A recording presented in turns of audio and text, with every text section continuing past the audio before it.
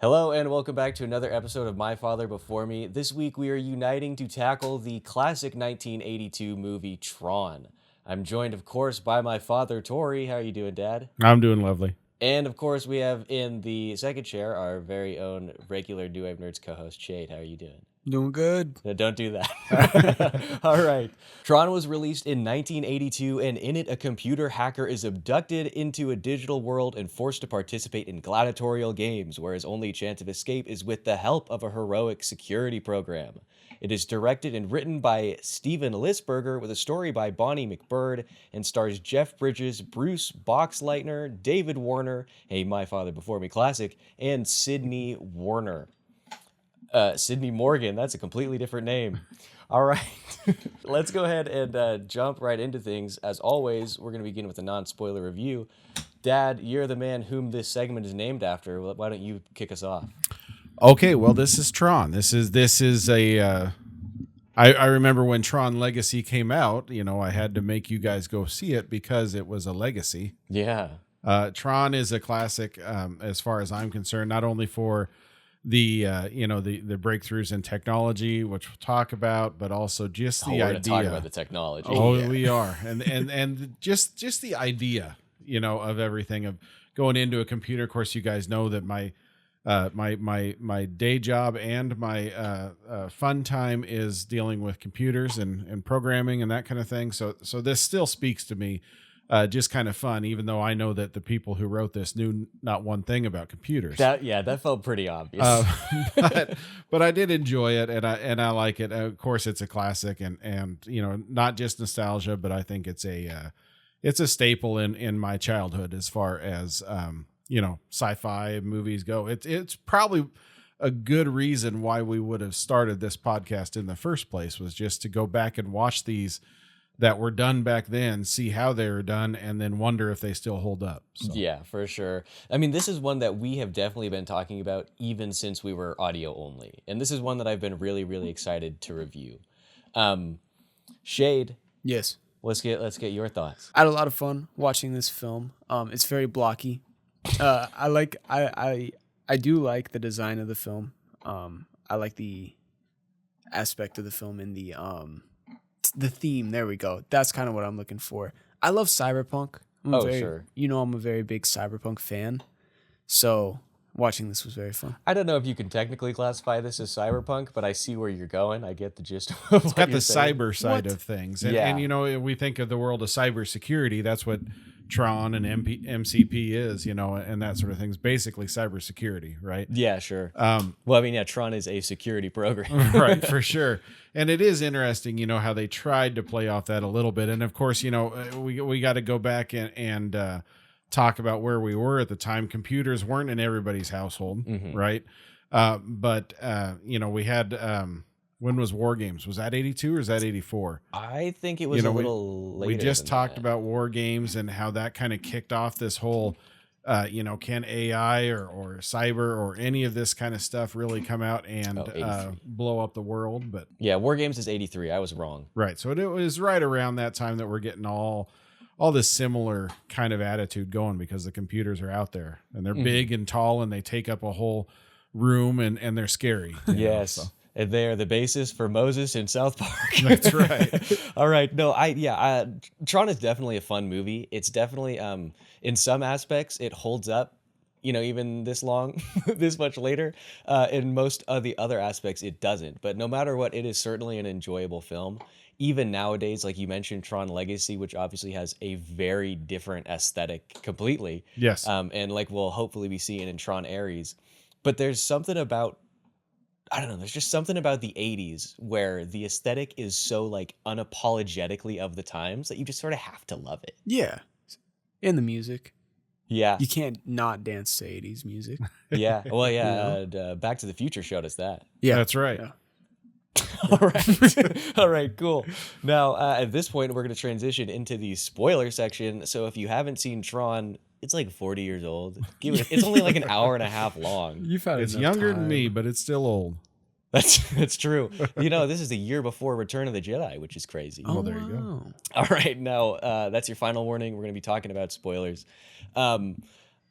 I really want to start off, and I guess this isn't really technically a spoiler, but I think it is a very strong decision to set 98% of the movie in this virtual world.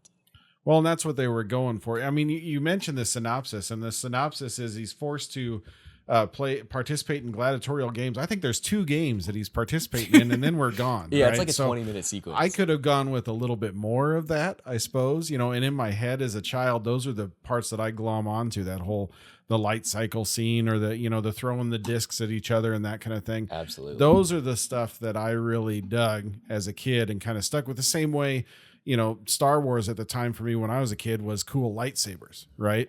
So we're talking, we've got lightsabers or we've got light cycles, and it all works, right? And of course, Disney didn't own Star Wars back then, but it still worked, Mm-hmm. And those are the kind of things that as a kid I really attached to. It's when you got into, maybe a little bit more of the whole on rewatch as we're older and we see the comparisons to the users being revered or almost a religion, Mm-hmm. right, and that kind of thing, and then we're shutting down the religion, and that it's a whole different story when you start to realize that side of things. Mm-hmm. Right. There's definitely a lot more here than they really bother to play with in the movie. I think if you had added like an extra 15 or 20 minutes, then yeah, we could have seen a little bit more of the gladiatorial games, and that would have been fun. And I think it would have been cool to see what is essentially, a cyber sci-fi version of like Spartacus, where like this user comes in and he has to work his way up through the games and eventually leads the revolt. But Right. it's honestly not that much of a revolt because there's like 4 people involved. Yeah. I mean, technically it is, but I kind of wish there had been a little bit more, like just showing how oppressive the MCP is. I love how the user creates a special connection with the what are they called, programs. I like how he creates kind of a special connection with the programs, and it's just fun to think that he'll never see him again. They're just robots. And it's funny you say that because I noticed in one of the taglines or early on, I think there was like a prologue or something that maybe they did in some theater releases, and it was removed, but it talked about how there's the outside world and the inside world, and the people on the outside world always leave a little bit of themselves on the inside world. Like they even said, when you go to the DMV and get your license plate, you leave a little bit of yourself in the computer, right? And they're trying to demonstrate that here by making everybody look like their programs. Obviously we got the main guys, but you don't even really notice it. But the other program, that Ram or whatever, he's the guy who asks Alan if he has any popcorn or something like that. So he is a programmer out in the world and everything, which is kind of interesting. But That's cool. I didn't recognize. I mean, the popcorn guy's in there for like a few seconds, right, But I it's mean, just a little line, and it's like, why is he even here? And then you realize, okay, that's him, and stuff. So they're demonstrating the outside people and the inside people in that world. right? Yeah, and they're prefiguring the fact with Tron and Alan, because you get that relation where he's like, oh man, Jeff Bridges, Flynn, that's his real Right. name. His real name. He comes in and he's like Alan, and Tron's like, how do you know that name?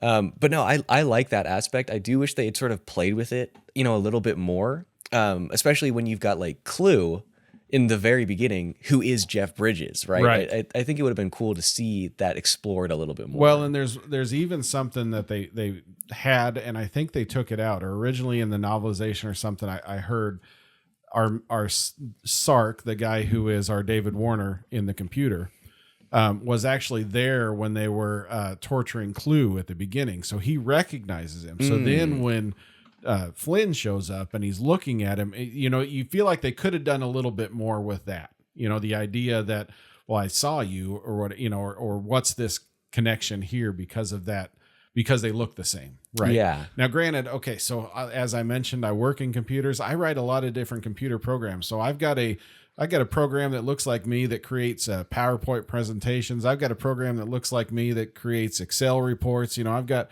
a program like me that's downloading files from this other API. So I've got a lot of me in the computer somewhere, according to this world. So I don't know how that works necessarily. If they all look like me or if they look like me right when I wrote the computer program. Because some of those I wrote like 15 years ago and they're still going. So Yeah. Ooh, man. 15 years ago, that's right. That'd be weird. It's crazy. Do you think that they're all separate, or do you think they sort of like all amalgamate into one Well, thing? see, that's the thing. They're all on one network because I've worked at the same place for 20 some years. So they all are on that same network. Now, who knows? We've had a bunch of different network administrators since then. I mean, as soon as you start thinking about it, it's a little confusing. It's an entire nation of stories. Think of all the ones. There's been a lot of work that I've done at that company that has been shut down. I killed people in the computer world. So, I mean, that's pretty sad. That's really funny. I kind of want to go back. You mentioned earlier, like the gladiatorial games and all that jazz. It's interesting to me that how little we actually see of it. Because even if somebody who doesn't really like the movie, or maybe they haven't even seen it, I feel like everybody knows the light cycle. Right. Yeah. I mean, when I was a kid, and I watched Tron Legacy, which I was trying to remember who I saw in the theaters with. I imagine we took you. Yeah, it might have been. That's always a fun game, trying to remember who we saw a movie in theaters with. Yeah. But I love Tron Legacy, and one of the coolest things was the light cycles, And I was telling Brennan earlier how I would go on my phone and I would just download a bunch of different like custom light cycle apps for and play it for hours and hours. Well, there was a game that your Uncle Jerry plays on his little flip phone that wasn't a smartphone. He used to always be sitting there and he'd be playing a game called Snake.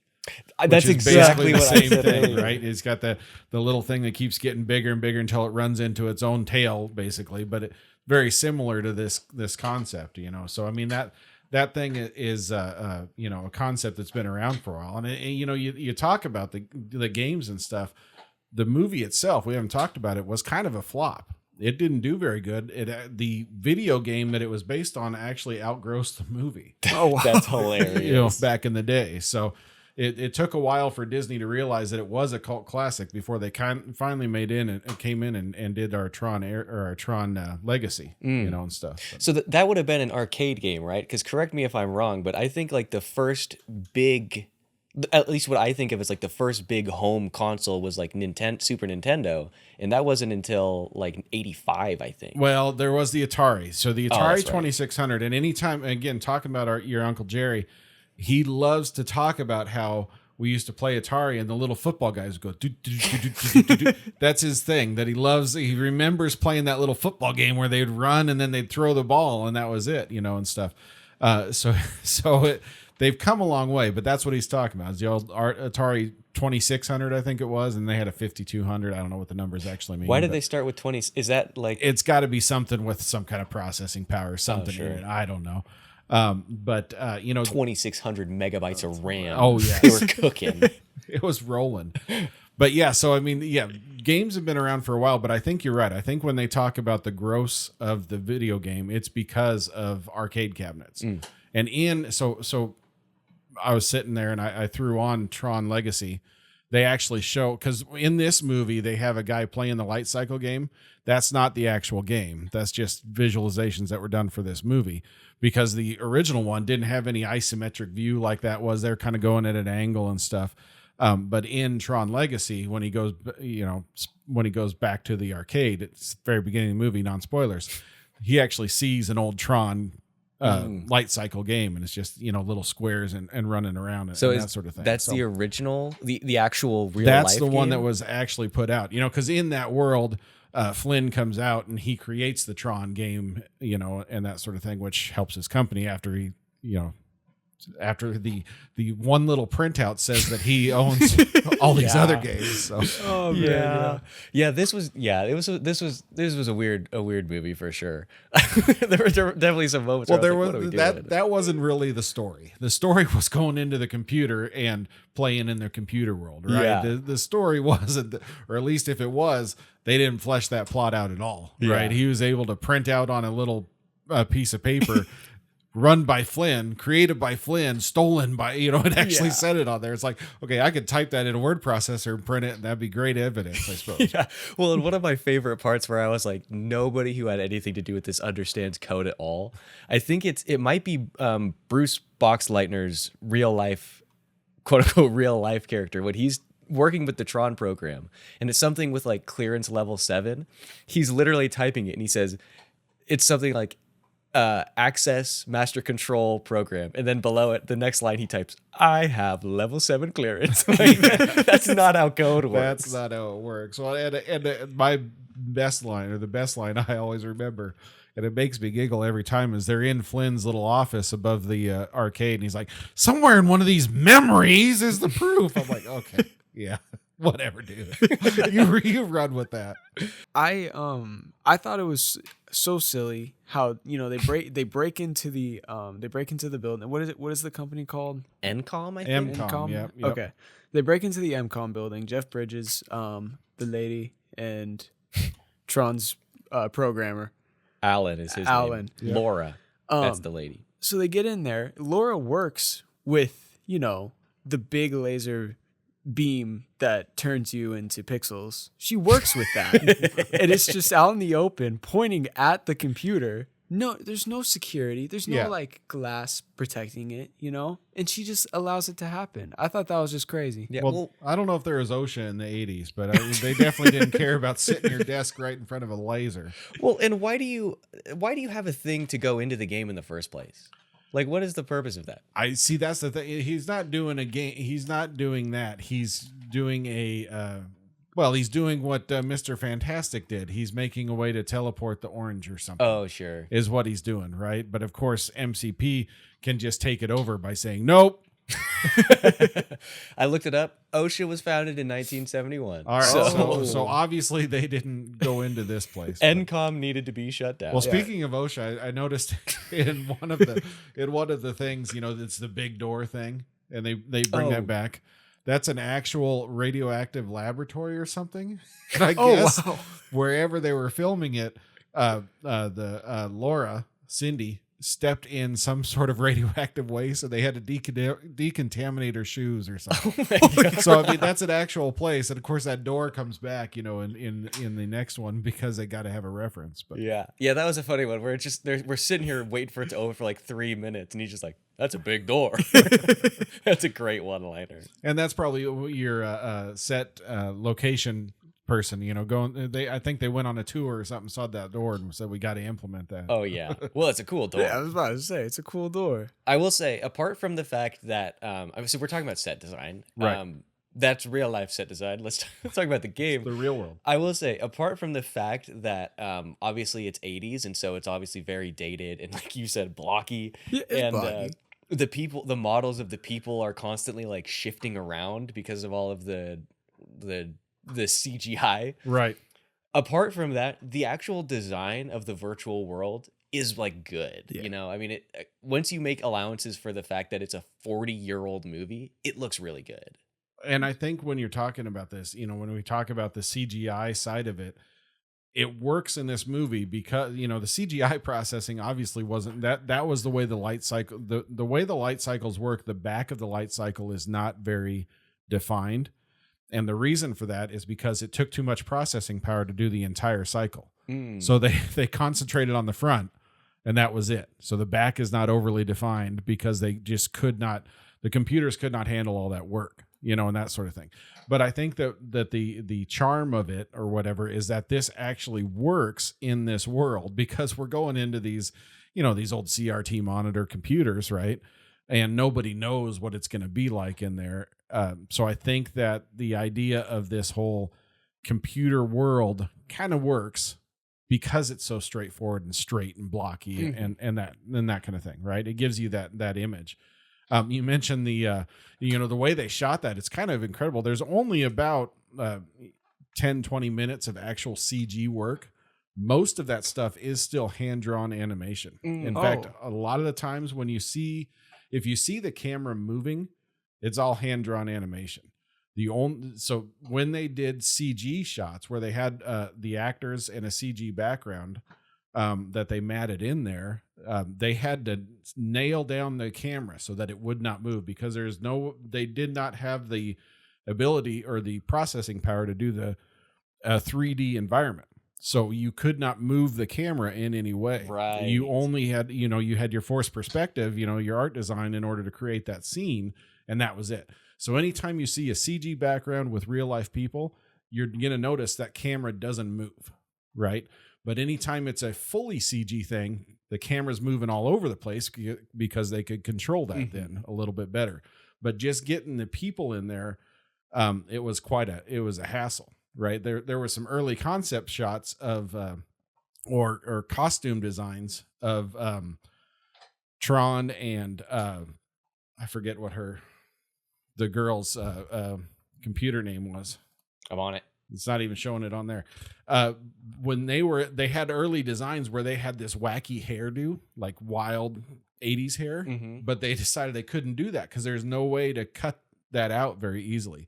So that's why they all had to wear these helmets and stuff, because any edges like that would be super difficult to kind of get that out and cut that out and mat it into the shots. That makes a lot of sense. Oh, wow. Yeah. The program's name is Yori. Yori, that was it. Her name's Laura and the program is Which Yori. It is interesting if you look at the screen when she's doing because she works at the laser place. When you look at the screen when they're doing the orange, you actually see that over on the side, and stuff. So they're keeping those references in there at least. But. That's really interesting. Yeah, that's actually really fun. I like that a lot. But if you look into, and there's a lot of technical stuff even in the IMDb trivia about how they did those shots, but they actually shot it in black and white. Their suits were white with black tape, and I was watching a little special. They had, the costume guy had to go in with a Sharpie and fill in some of the black spots, and they're using a black reflective tape or something or whatever, camera tape or something. I can't remember what they called it. And then they would go in later and rotoscope in. We talked rotoscoping when we talked Lord of the Rings, the animated movie, right? They would use that technique to go in there and actually color in and put all the lights and everything. But it was shot in black and white. Then it was negative reversed and some like 26 passes of this other filter or something just to get the base shot. And then they add in all the color and that sort of thing. So it's pretty incredible. All the work they did just to get that look and feel, where in the Tron Legacy, all they had to do was put light strips on the suit because we had that technology, right? They granted that I was watching that one and they said the batteries would die after 12 minutes or something, so they had to do the shots really fast, but it was kind of fun. So, but thinking of the difference between the two, where they had to go in and just do all that work on the back end just to get that look and feel, it was pretty amazing for the time. Talking about costumes, one of my favorite parts about this entire film is costume design. I think they're so wacky and fun. Some of the characters in the background, they'd just be wearing these like purple morph suits, and then they'd have these like foam like tubes sticking out their heads like they were busted up cords or something like that. And I was like, that's pretty cool. That's fun. And all that the visuals and stuff were done. They brought in a pretty famous French artist at the time. Mobius is like his or something like that, who came in and designed that. Can't remember the dude's full name. Mobius is always in quotes, so I don't know if that's just his artist name or what's going on there. But you recognize it. There we go. But he's the guy. They brought him in for concept art to kind of work through some of this stuff and design all of the costumes and stuff. But if you see some of his images, you can definitely tell where he's getting the inspiration or where that inspiration is coming from. Oh, okay. Yeah, that's really interesting. That's a name that like I've heard before, and I've seen some of his stuff, but I never made that connection. Right. That's really cool. Cool. Yeah. Yeah. But yeah, like the set design, the costume design, even the world building, insofar as there is in this, is interesting. When we've got the moment where Kevin Flynn is like hanging out. I don't remember where this happens in the movie, but there's the part where he is basically like walking around what seems to be like a sort of high class neighborhood. Right. And there's the ladies that are just chilling by the fountain or whatever. And he's talking to them. Like that scene only lasts 45 seconds, but it looks so good that I'm like, I want to see more of like what happens here. I want to see what this world is actually like. Yeah. And obviously in the next one we get that because they probably had a budget they could do that kind of thing. Yeah. But it's I think they did. You mentioned costumes. They did get nominated for costumes, I believe, or I don't know if they won. Costumes and sound. They did not get nominated for special effects because the Academy thought using computer graphics was cheating. How the times have changed. I was gonna say they weren't eligible because they were cheating. But that whole world, because there is a cut scene too where Tron and Yori go up to her apartment or something like that for a night and do what adult things would do before they go off and do stuff. So I mean, building that world would have been I think that would have been more interesting. Like I said, I wanted more of the gladiatorial stuff. Mm-hmm. I wanted more of that world, just to kind of get things, but we hopped right into the escape. Yeah, it definitely, man, yeah, the gladiatorial stuff would have been so cool to see. Just because, again, well, that's like the actual synopsis. That's supposed to be like the entire story. And again, like I said earlier, I think if you spend a little bit more time there, then it feels like, I guess it feels more like the victory is earned, I guess. And then you actually get to spend more time with the title character of the movie, Tron. I feel like I mean, you actually mentioned this earlier before we were recording. He's in the movie barely at all. Right. And he doesn't really have that much of an impact in the broad scope of things. No, it's all about Jeff Bridges. Which, when you got Jeff Bridges. Hey, yes, Jeff I mean, Bridges, even though he's not that great in this movie, if No. we're being honest. This is a little bit different from his Starman performance. Yes, it is. Tron, yeah, the fact that it is named Tron is interesting, and I'm curious about Tron Ares now that we're talking about it, because none of those guys look like Bruce Boxleitner in the trailer. Yeah. But I think that there's the idea. I mean, in theory, we could say that he was the program that actually brought down the MCP, because at the end he throws the disc into the little thing, Yeah. right? And that kind of thing. And he fights for the users and stuff, but it definitely did not. Yeah, it doesn't seem like he's the title character. Mm-hmm. I agree. Well, it feels to me like in the way that like the third Lord of the Rings movie and book is Return of the King, even though the entire trilogy is centered on Frodo tossing in the ring. It should be Return of the Ring, not Return of the King. But in the same way, it's like Aragorn gets the title because he's going to be the guy who technically fixes everything, which is what Tron kind of does here. But yeah, he's barely in the movie. He abandons Ram and Flynn so early after they escape from the games. Well, they blew up the bridge and he thought they were dead. Whatever. He can't help it. They were tanks shooting at him. I mean, if they would have left in the scene where he then goes to his girlfriend and they have a night out, that would have felt a little awkward. Yes, but my homies are dead. Give me love. It is interesting, and we do get a little bit of that what we were talking about with the users when Ram dies, in a way, because he's realizing that Flynn is a user, mm-hmm. And it's kind of like one of this, the eyes opening up, like, oh, they're real, mm-hmm. That kind of thing, which is great. Yeah, he has the revelation to continue that sort of religious overtone with the whole user thing. I mean, even when you talk about in the beginning, this is literally like, I think the second scene of the movie or whatever, where Crom is tossed into jail with Ram, mm-hmm. and he's like, you believe in the users. It's really interesting. I do think there's something more that could have been played with here. Right. That. There's definitely we talk about some of the writing not being the absolute best here, but it's got the bones of something that's really good. Which is what surprises me, that we never got more. Mm-hmm. You know what I mean?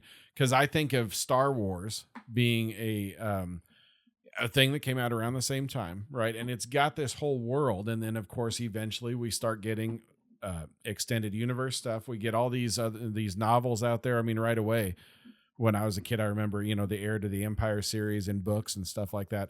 Nothing happened with Tron, and I think that's got to be something along the lines of it flopped and it did not take off. And like I said, this might have been. I mean, what am I? I'm old, 7, yes. Give or take. Sorry. Yes. So yes. I can't remember, we talk about that aftermarket and stuff, but Disney did a lot of times they would do things where they would take movies and put them in the Disney vault, and you couldn't get at them for a while. And I don't know if they're trying to create a little bit of a scarcity thing or what they were doing with that. But, we talk about the aftermarket, and we talk about a movie that came a couple years after this with Last Starfighter, right? that was all over HBO and that sort of thing.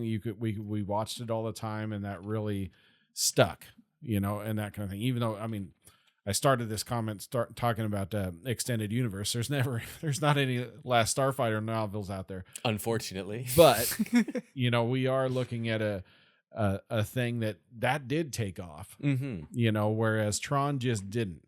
And part of that was Disney's faults too. So they had this. They had we did the Black Hole, which did not take off, right? And that was their answer to having some kind of Star Wars out there. They had a couple other live action movies at that time that didn't take off.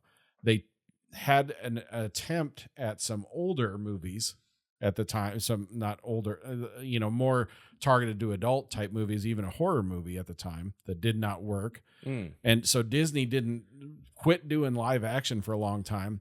They did kind of form the Touchstone. You remember, I don't know if you know the Touchstone theaters. That's Disney's version of, if we're going to do an adult movie, we're going to do it in Touchstone. And that's where Splash was the big one that came out and made Touchstone a name. Right. But that was the Disney company's version of anything adult we're going to put under the Touchstone label. Anything else is going to be Disney, and that kind of thing. So these didn't take off. And I guess maybe that was it. It just did not get a following that could build some kind of universe. But I feel like there's so much here that I think there's a lot to do. That's really interesting because, I mean, this is 82. I mean, this is right before like the Disney Renaissance, when you get like Lion King and Mulan and Aladdin and so on. Like, those are some of the best movies, and those are the ones that like we remember really fondly. That's really interesting. I wonder do you think part of the reason that maybe this movie didn't do so well is because of the fact that it's entirely based on like a video game that wouldn't have been quite so prevalent in the 80s? Like, maybe if they had made the movie in the 90s when a lot of that really started to become popular, do you think it would have done better then? Like, when you have the advent of like home consoles and stuff like that. Yeah. Yeah, I'd say it would. So let me ask you this. So right now we got Tron Ares coming out, right? And Tron Ares feels to me, and I can't tell for sure, but I'm assuming from the trailers it looks like it's just a continuation of Tron Legacy, where now Tron people are in the real world. Tron programs are coming out in the real world, right? I'm less interested in that, and I would be more interested in a full reboot of this, where we're talking, just go back, go to the original thing where Flynn gets teleported into the game world and give us that, right? And then, but also give us the universe, use the technology today that it would look similar to Tron Legacy, I would assume, because, at the time the effects were pretty good on that. So, I mean, we get something along those lines, but just give us more of the world. Take this and just reboot it. Don't bother doing sequels or Lego sequels or whatever they're calling these things nowadays. I want to just go back to what it was, right? And try that now and see how that would take. Definitely. Yeah. I would certainly like to see more of like the in-universe stuff, because like that's the thing that's cool.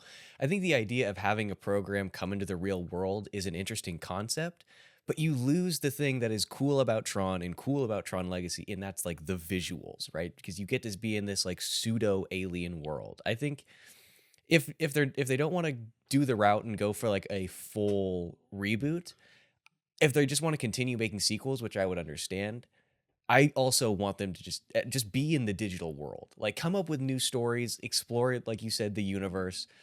What happens here? Like, what happens when, I guess we don't know necessarily what's happening in Tron Ares. One would assume that presumably, if there isn't one already, you could come up with a way that whatever happens in Tron Ares has an effect directly on the digital world. Like, what is the aftermath of that going to be like? That's the kind of stuff that I want to see. Yeah, no, I agree. I don't really like the fact that it's outer world now. It's in the real world. I don't know how that's gonna work. I like it in the game because we get to see, we do get to see so much of that technological world, and it's just so fun to see. We already got to live in the real world every day. I already got to see this world every day. It's not what I'm looking for, So I don't know how that's gonna work. It's making me a little nervous for the movie. Yeah. But I do agree with Uncle Tory. A reboot would have been really cool. It really, yeah. I don't know who they would have got to play Kevin Flynn, Kevin Flynn, Glenn Powell. Glenn Powell. That's easy for me. He's busy running. Yeah. That movie looks so good. All right, well, we're not going to get on that. We got to get to that one later. So I think we're going to slowly begin to wind things down. So, Dad, I want to ask you first, what do you think is the... I can never remember. Do we do best actor or best scene first? Best actor first. But who do you think is the best actor in this movie? The old guy... No. I don't know who the best actor would be in this one. Obviously, the go-to would be Jeff Bridges because he's kind of there. Tron, I don't think that Bruce Boxleitner's doing a lot, right? But Jeff Bridges is the one who's doing the most. And part of that is because he's going into a world where everybody else is a computer program, and computer programs are not that dynamic, right? Mm-hmm. So he's a living person among robots. So he's got maybe a little bit more to do or a little bit more acting to do when he's in the computer world.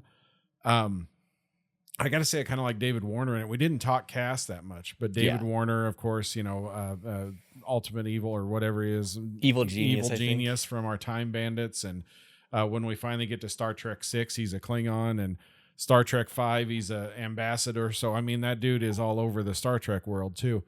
But I don't know. I actually kind of like him, because he's got two roles. And he gets to play those not too different. He's still David Warner, but yeah. But I think that the idea and then just the feeling you can feel for him when he realizes that he's caught at the end, which is just a screen. We talked about the evidence or whatever is a one line thing that Flynn did it and you didn't, jerk. But it's still. When he gets that realization, it's pretty good. So yeah. I think I got to go that way. So that's fair. Technically, he has 3 roles because he's Dillinger, Sark, and he's credited as the master control. That's right. They used his voice and modulated his voice, which I suppose it is interesting. I mean, he didn't really write it, but yeah. But going back to something, this being a Disney movie, I don't know if you noticed, but it's PG rated. Oh, sure. And the whole reason it's PG rated is because at the end where he gets the disc through his head, they had little clockwork things that they dropped to look like his brain, and that made it. They said that was PG rating. Oh, that was that little bit. I don't know. I think we're kind of pushing it. Like his little brains are falling out. It's okay. Yeah, who cares? Whatever, man. They're digital brains. Good. They don't count. We all got them, We all got clock gears. I like David Warner a lot. Yeah, we didn't talk a lot about cast. There's so many nerd connections in this. Oh yeah. But Shayde, who do you think is the best actor? I'm gonna have to say Jeff Bridges. Just because I really liked his character outside of the world. I agree with Uncle Tory again here. It was a little iffy when he was in world, but I felt like he still did pretty good in there in acting like he was stuck in this computer. It was pretty fun. Yeah, I mean, Jeff Bridges. It's obviously not like his best performance. No, it's not a top 5. It's not Starman. We discussed it. Yeah, but it is. He does pretty good, and I think he does a decent job of making you sort of. I mean, he's the fish out of water character, even though he doesn't really act like it. But I do think he's enjoyable. I'm gonna go a different route. And I'm actually gonna say Dan Shore, who plays Ram. I think he's such a fun character. He's in most cases our little expo dump guy. He's Basil Exposition in Austin Powers. He's really fun to me because we learn about the games through him. We learn about the fact that the reason these people are put in here is because of the fact that they believe in the users and so on and so forth. And then that death scene is really fun to me. He does get the only real drama, right? Yeah. I will say, do you know where else we know him from? I looked it up yesterday. I was trying to look it up now, but I didn't go far enough. He is Billy the Kid in Bill and Ted's Excellent Adventure. That's what it is. Yes, it's right at the top there. I was wondering if that was it because Other than that, I didn't recognize a lot that he did. But I was going through a lot of the stuff last night, and I took screenshots of everybody who was in something we'd seen, and there was a lot. there's a guy here who has a very minimal part. He plays guard somebody. Here we go. I think it's Ted White, guard number 3. His poster is Jason Voorhees. Jason, that's what it is. I almost said Michael Myers. I was like, that's definitely wrong. I was clicking through some of them guards, and it looks like a lot of them. Their other listings are stuntman. Yes, right. He did stunts. Ted White did stunts for Escape from New York and Romancing the Stone, which is one that we've talked about a lot. Wait, was he in Starman too, or are you on Jeff Bridges right now? No, he was the deer hunter. That's right. Oh, yes. Yes, what a classic role, the deer hunter. Is he the one that gets that punches Jeff Bridges? Yeah, or one of the sidekicks? There's like 3 of them there. So. I'm going to say that he's the one who punches Jeff Bridges. Well, I think we should go with that. This movie is Jeff Bridges' revenge.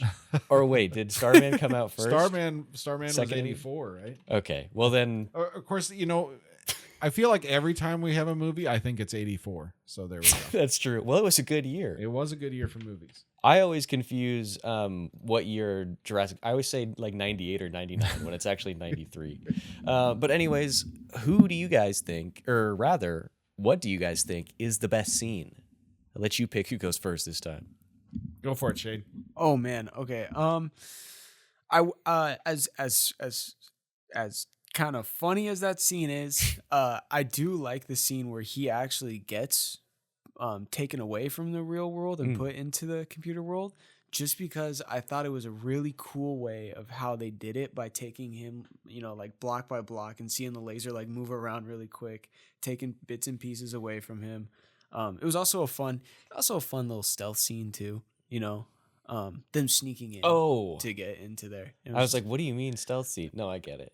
So yeah, and you get a little bit of his character too having fun with it, right? Because there's one scene where him and what's her name, Laura, are just wandering around. Yeah. You like that one too? Oh, God. And then, sorry.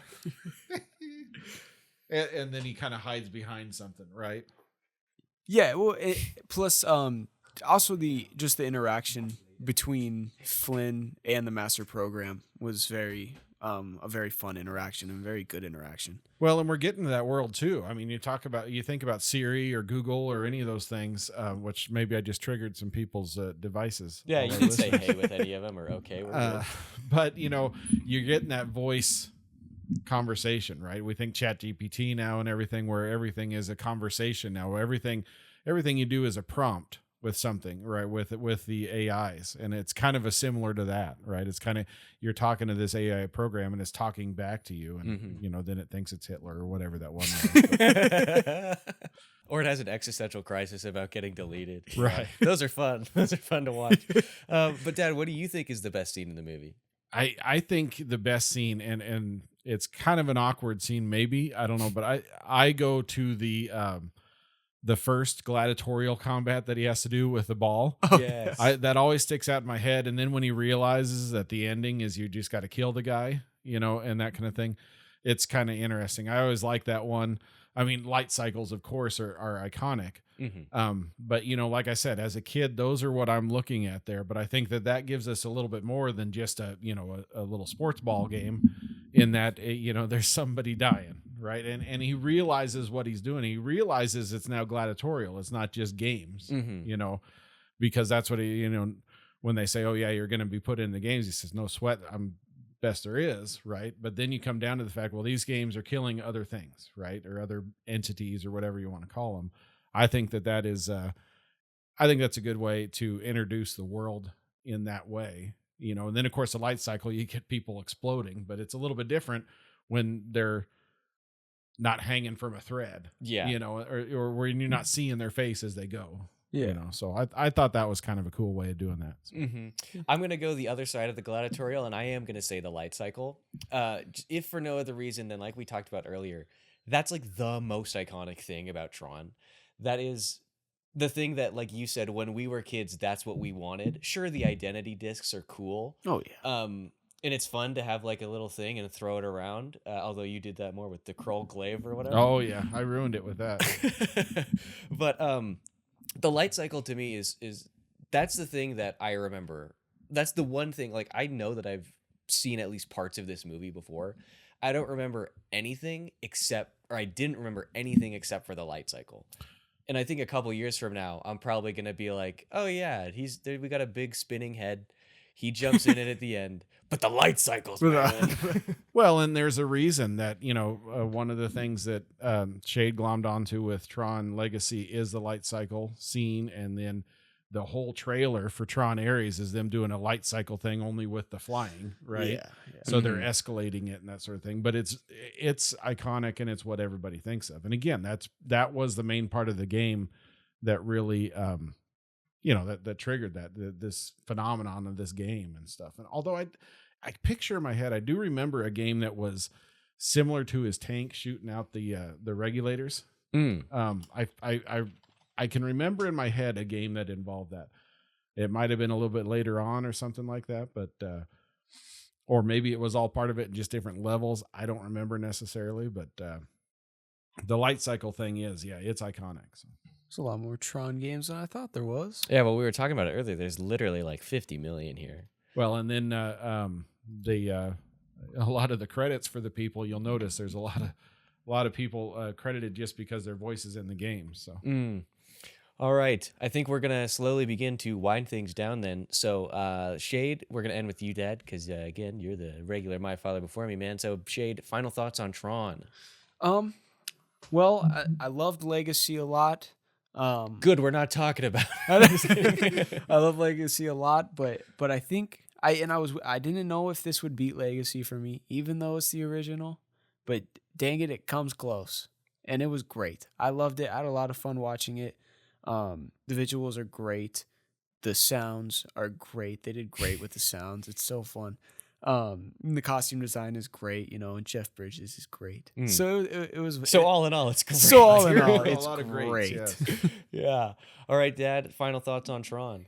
Again, it's nostalgia for me. It's been around forever. Something that's been in my life. Like I say, we talk about movies. I'm 7 years old when this come out, right? It's always been around. So I agree. I mean, it was a really fun movie. I came into this a little nervous because, like I said, I didn't really remember much of it all.